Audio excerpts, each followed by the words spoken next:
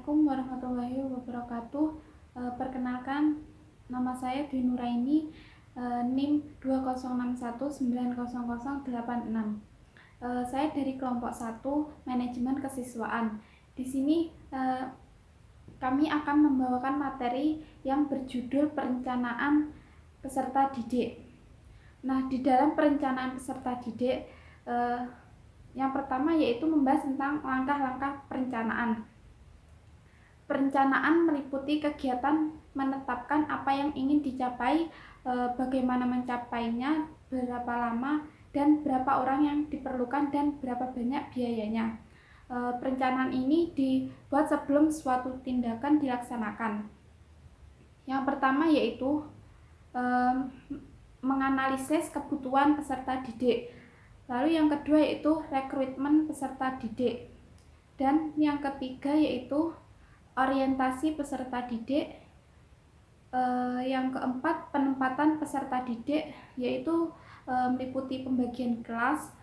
Selanjutnya yaitu pencatatan dan pelaporan peserta didik yang dimulai sejak peserta didik diterima di sekolah sampai dengan tamat atau lulus. Yang kedua yaitu membahas tentang tujuan manajemen peserta didik. Tujuan umum sebuah manajemen peserta didik yaitu untuk mengatur seluruh kegiatan peserta didik agar kegiatan tersebut mampu menunjang proses belajar mengajar. Peserta didik merupakan salah satu bidang operasional yang penting dalam sebuah kerangka manajemen sekolah. Selain itu, tujuan dari sebuah manajemen peserta didik di lembaga sekolah secara baik serta berdaya guna untuk membantu seluruh staf maupun masyarakat untuk memahami kemajuan sekolah, mutu dan derajat sekolah tergambar dalam sistem sekolahnya. Jadi, sebuah manajemen peserta didik atau kesiswaan adalah untuk mengatur berbagai kegiatan dalam bidang kesiswaan serta sebagai wahana bagi siswa untuk mengembangkan diri seoptimal mungkin. Selanjutnya yaitu mengenai kebijakan dan penyusunan program peserta didik. Melalui sebuah penyusunan program, maka segala bentuk rencana akan lebih terorganisir serta lebih mudah untuk dioperasionalkan. Kemudian penyusunan program merupakan sebuah aktivitas yang bermaksud memilih kegiatan-kegiatan yang sudah diidentifikasi dengan langkah kebijakan.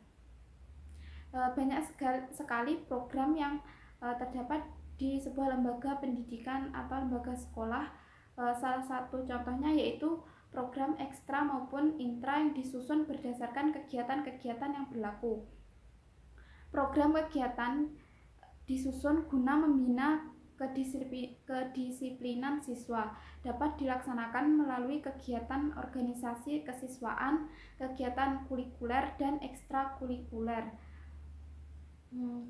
Di sini saya akan menyebutkan contoh-contoh dari program ekstrakurikuler,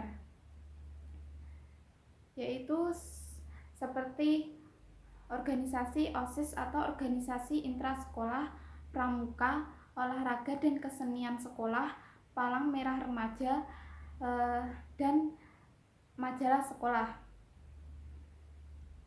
Kepala sekolah sebagai manajer harus melakukan hal-hal berikut ini untuk mengatur sebuah program yang ada di sekolah, yaitu mengidentifikasi kegiatan ekstrakurikuler yang dilaksanakan di sekolah. Yang kedua, menunjuk koordinator untuk setiap kegiatan, lalu meminta setiap koordinator untuk menyusun program kerja akan menjadi bagian dari rencana kegiatan sekolah. Lalu yang terakhir yaitu memonitor pelaksanaannya. Assalamualaikum warahmatullahi wabarakatuh. Saya Tarisa Farajihan, NIM 206190073. Di sini saya akan menjelaskan tentang sensus sekolah dalam manajemen peserta didik serta penentuan jumlah peserta didik yang diterima. Baik, untuk materi yang pertama yaitu sensus sekolah dalam manajemen peserta didik. Sensus adalah cara pengumpulan data dengan jalan mencatat atau meneliti seluruh elemen yang akan dijadikan objek penelitian tanpa perkecualian. Sedangkan sensus sekolah adalah suatu sarana atau kegiatan prinsip untuk mengumpulkan informasi yang berguna untuk perencanaan dalam berbagai kegiatan pada program sekolah. Sedangkan di sini dapat disimpulkan bahwa sensus sekolah merupakan suatu kegiatan yang bermaksud mengumpulkan informasi mengenai anak usia sekolah dalam suatu daerah tertentu yang datanya tersebut didapat dari hasil sensus untuk dipergunakan sebagai perencanaan layanan kepada peserta didik. Fungsi dari sensus sekolah ini ada dua macam, yaitu fungsi khusus dan juga fungsi umum. Fungsi umum dari sensus sekolah adalah sebagai dasar pembagian belanja dan sarana untuk mendapatkan dana bantuan pendidikan yang dikeluarkan oleh pemerintah. Sedangkan fungsi khusus sensus sekolah banyak dikemukakan oleh beberapa ahli, contohnya menurut Kelvin Grieder. Fungsi khusus dari sensus sekolah seperti contohnya pemberian fasilitas transportasi, perencanaan program pendidikan, dan melayani kebutuhan-kebutuhan yang diperlukan, menyediakan fasilitas pendidikan untuk peserta didik, serta menganalisis kemajuan daerah sekolah setempat. Untuk materi selanjutnya yaitu tentang penentuan jumlah peserta didik yang akan diterima. Penentuan jumlah peserta didik yang akan diterima dalam suatu lembaga pendidikan disesuaikan dengan fasilitas layanan dari sekolah atau lembaga pendidikan tersebut. Perencanaan peserta didik ini merupakan program awal yang harus dilakukan oleh lembaga pendidikan dalam rangka untuk menentukan kegiatan yang berkenaan dengan peserta didik di sekolah, baik ketika peserta didik masuk sekolah sampai dengan program pelulusan peserta didik, seperti itu. Kemudian penentuan jumlah peserta didik yang akan diterima menggunakan dengan hasil keputusan rapat. Rapat penentuan ini dilakukan setelah proses seleksi yang sudah berlangsung. Penentuan tersebut harus didasarkan pada proses seleksi yang digunakan. Proses seleksi dalam penerimaan peserta didik banyak macamnya ya, tergantung dari sekolah masing-masing. Misalnya sistem penerimaan yang berdasarkan dengan ranking Danem yang dibuat, sedangkan ada juga sekolah yang menggunakan sistem PMDK. Kemudian ada juga sekolah yang penerimaannya itu didasarkan atas hasil atau sistem tes. Jadi semua sistem penerimaannya itu tergantung dari syarat yang telah ditentukan oleh masing-masing lembaga pendidikan. Kemudian penentuan jumlah peserta didik yang akan diterima perlu dilakukan oleh sebuah lembaga pendidikan agar layanan terhadap peserta didik bisa dilakukan secara optimal. Jumlah peserta didik yang akan diterima harus mempertimbangkan dua hal sebagai berikut. Yang pertama, daya tampung kelas atau jumlah kelas yang tersedia. Jumlah peserta didik dalam satu kelas atau rombongan belajar berdasarkan kebijakan pemerintah itu berkisar 40 sampai 45 orang peserta didik.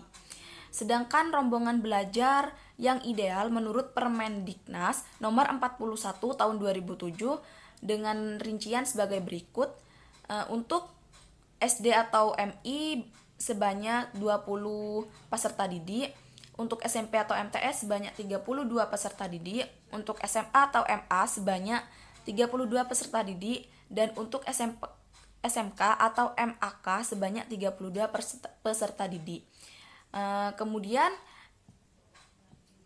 pertimbangan selanjutnya yaitu tentang rasio murid dan guru. Yang dimaksud dari rasio tersebut adalah perbandingan antara banyaknya murid dan juga banyaknya guru.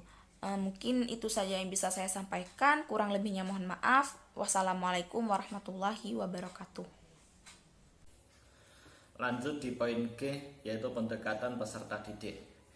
Pendekatan dalam manajemen peserta didik yang dilakukan untuk mencapai tujuan dan fungsi manajemen peserta didik adalah sebagai berikut.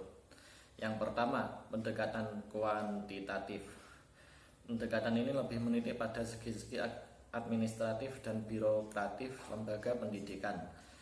Pada pendekatan ini peserta didik dapat memenuhi tuntutan-tuntutan dan harapan-harapan lembaga pendidikan tempat peserta didik itu berada. Yang kedua, pendekatan kualitatif. Dibandingkan dengan pendekatan kuantitatif yang bertujuan membuat peserta didik menjadi lebih mampu, pendekatan ini bertujuan untuk membuat peserta didik menjadi lebih senang dan sejahtera. Dan yang terakhir atau yang ketiga yaitu pendekatan terpadu. Pendekatan ini merupakan perpaduan antara pendekatan di atas. Dalam pendekatan ini peserta didik diminta untuk memenuhi tuntutan-tuntutan birokratif di sekolah, dan sekolah juga menawarkan insentif-insentif lain yang dapat memenuhi kebutuhan dan kesejahteraan peserta didik. Misalnya peserta didik diminta untuk menyelesaikan tugas-tugas berat yang diberikan dari pihak lembaga pendidikan dan lembaga pendidikan iklim yang kondusif untuk menyelesaikan tugas-tugas tersebut. Sekian dan terima kasih.